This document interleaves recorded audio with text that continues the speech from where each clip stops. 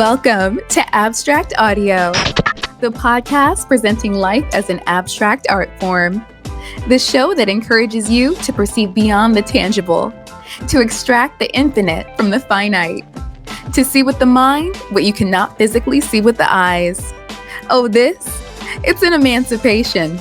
It's an exploration into areas usually overlooked. Explore with me on today's episode.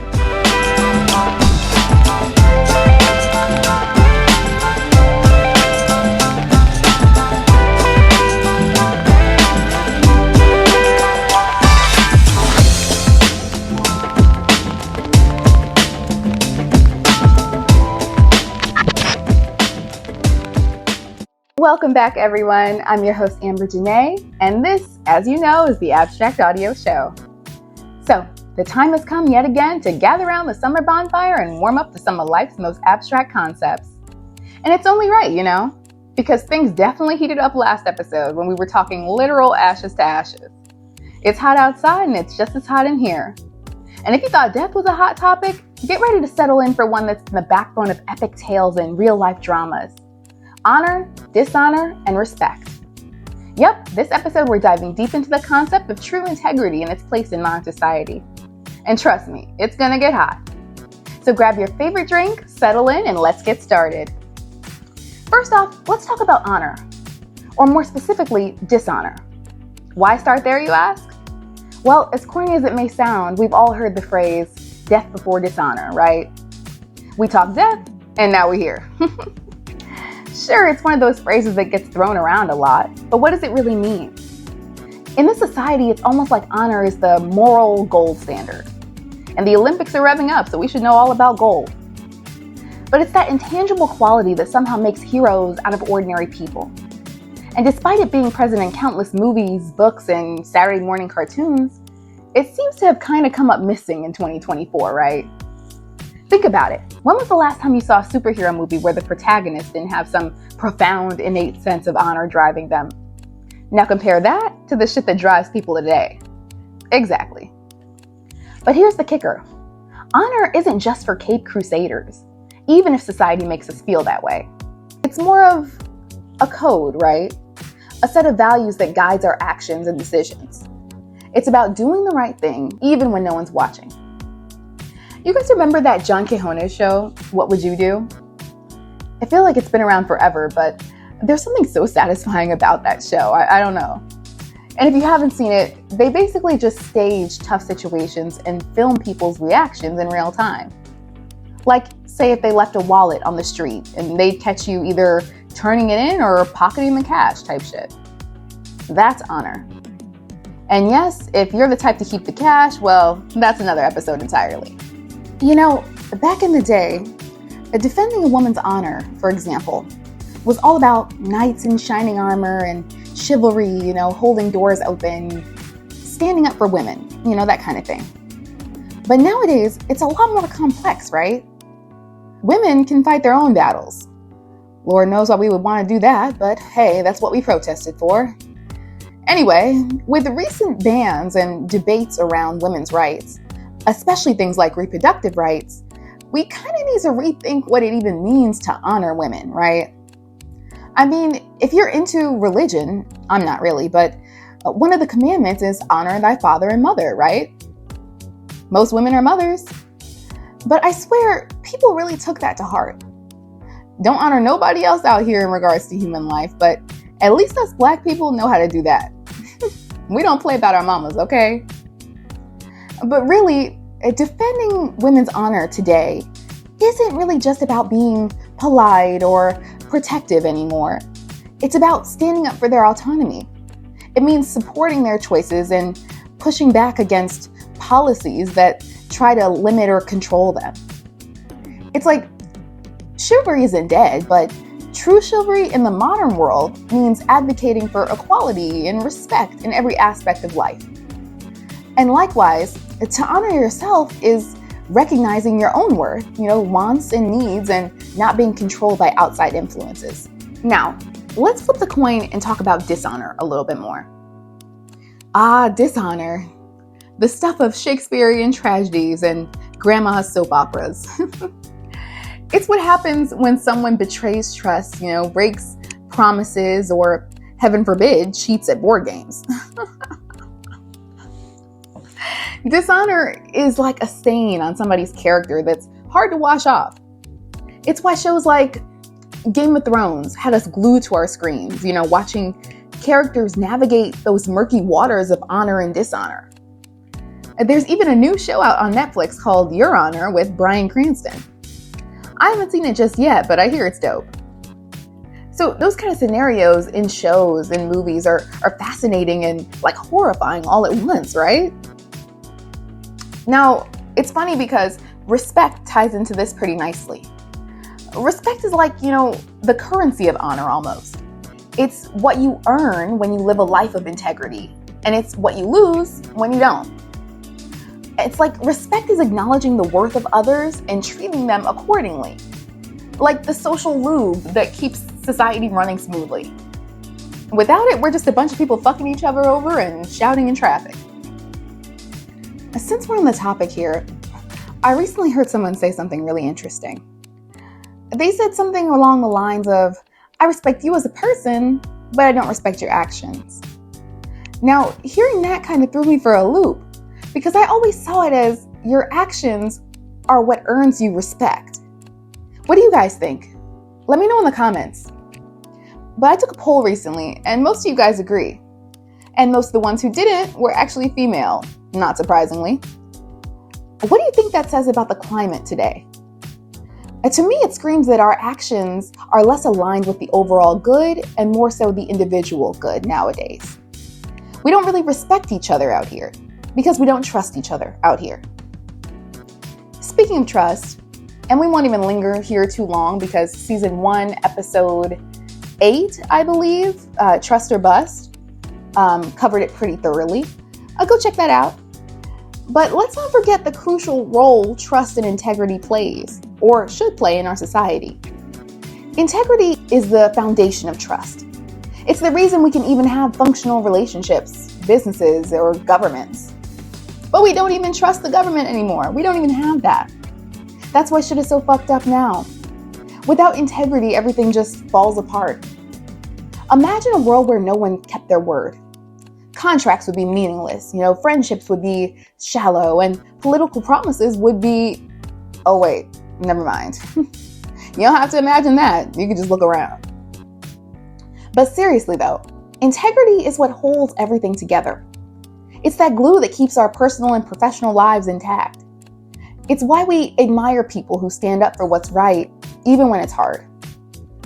I'm thinking of people like Gandhi or Nelson Mandela. Their integrity literally inspired millions and changed the course of history. Who can we look up to nowadays?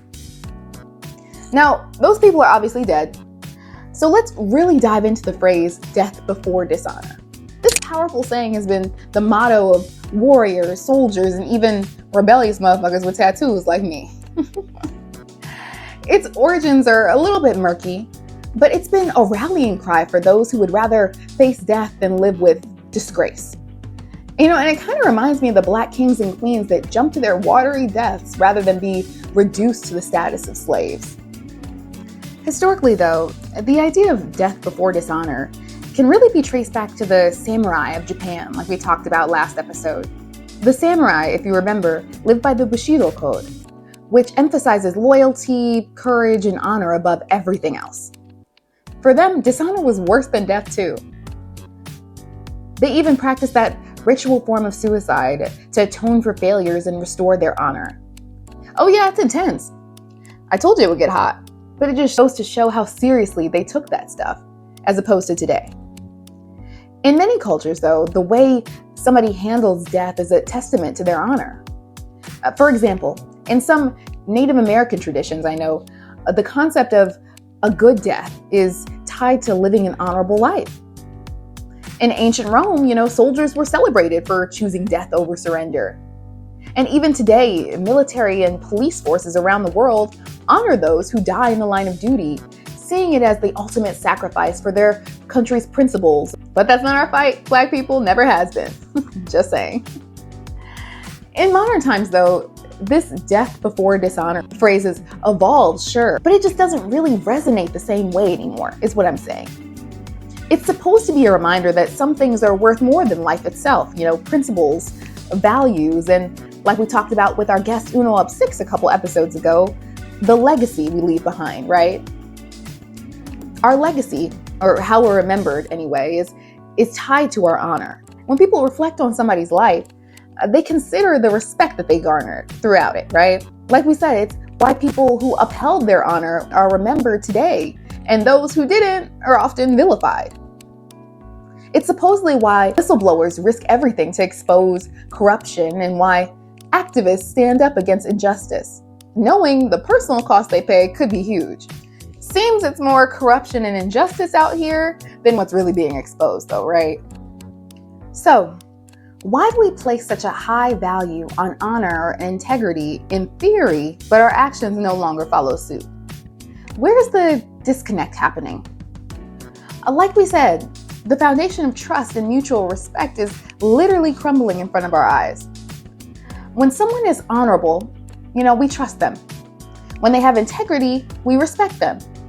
That's just how it is. It's that simple, sure.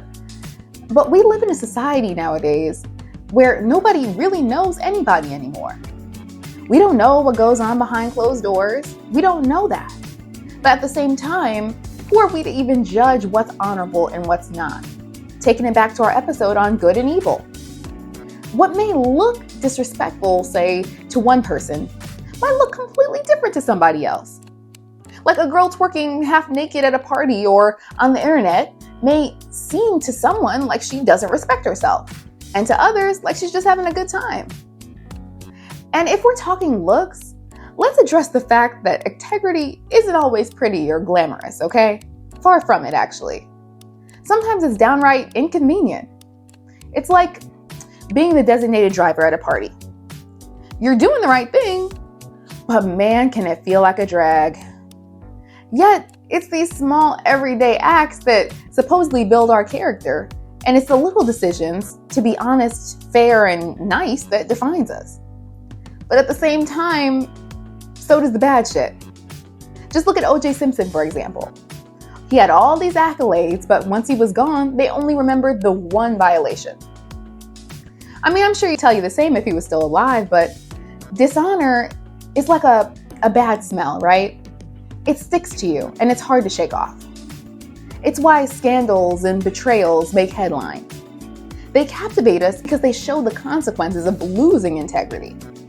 It's like a constant reminder that while building honor takes time and effort, losing it can happen in an instant. Kind of like building your credit score. Speaking of credit, let's not forget how dishonor is seen in the corporate world, right? Remember that company Enron?